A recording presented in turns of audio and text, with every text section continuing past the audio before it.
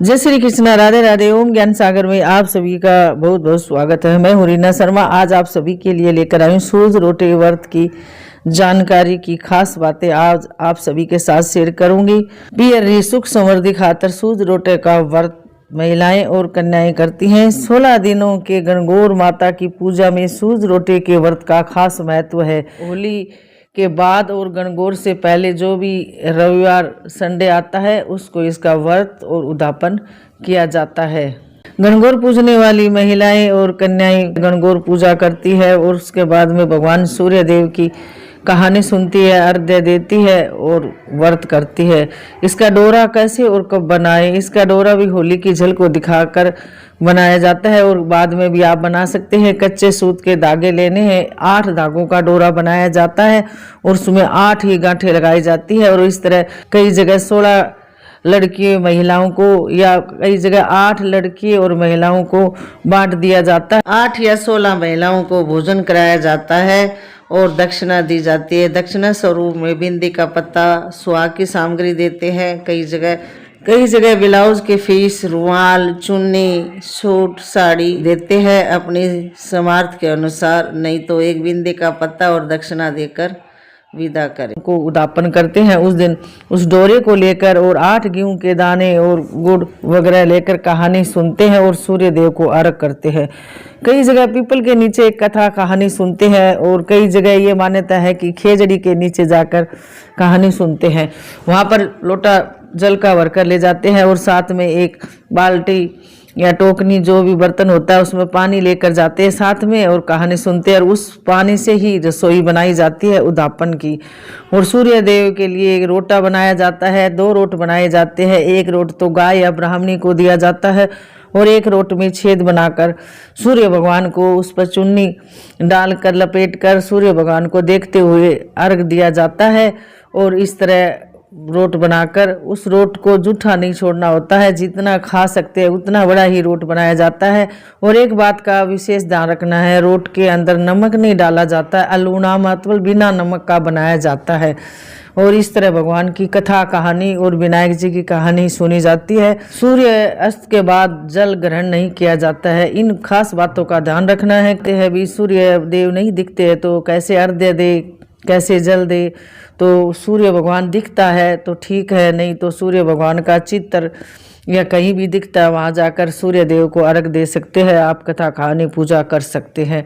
इस तरह सूरज रोटे का उद्यापन किया जाता है। अगर मासिक दौरान के समय उद्यापन करना है, व्रत करना है तो आप कर सकते हैं, लेकिन कई नियमों का ध्यान रखना होता है। जैसे पूजा पाठ के सामान को हाथ नहीं लगाया जाता है। आप देख लेते हो, जैसे अर्घ देना होता है तो जल किसी और से दरवाज देते हो और आप सूर्य भगवान के दर्शन कर लेते हो। मानसिक पूजा कर सकते हो दूर बैठकर और इस तरह आप उद्यापन कर सकते हैं।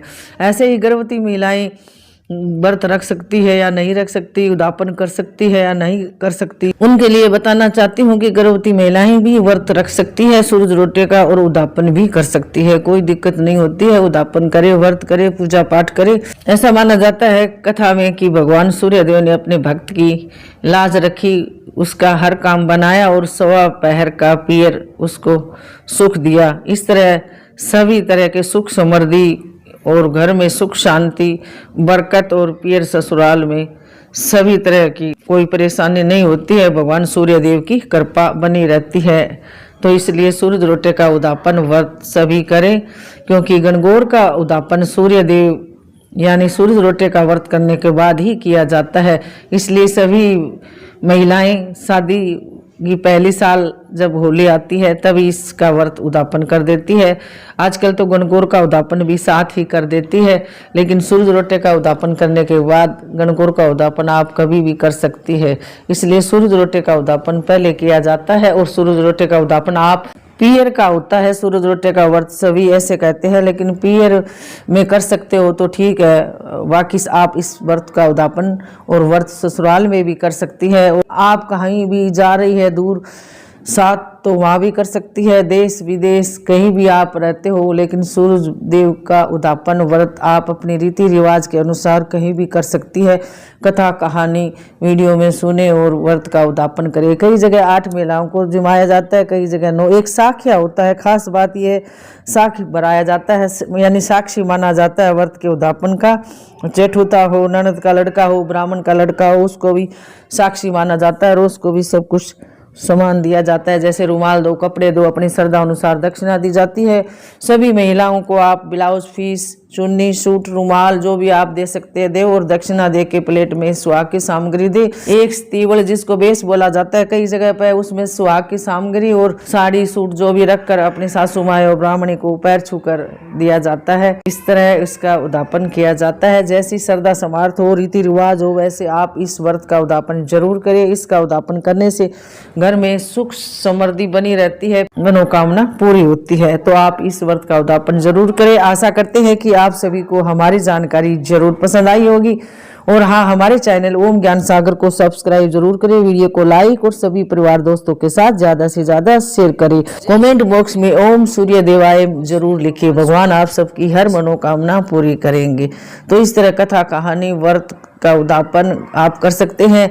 और ज़्यादा जानकारी जानने के लिए आप वीडियो देखें, उसमें उद्यापन, कथा कहानी, सारी पूजा विधि बता रखी है, आप जरूर देखकर करें।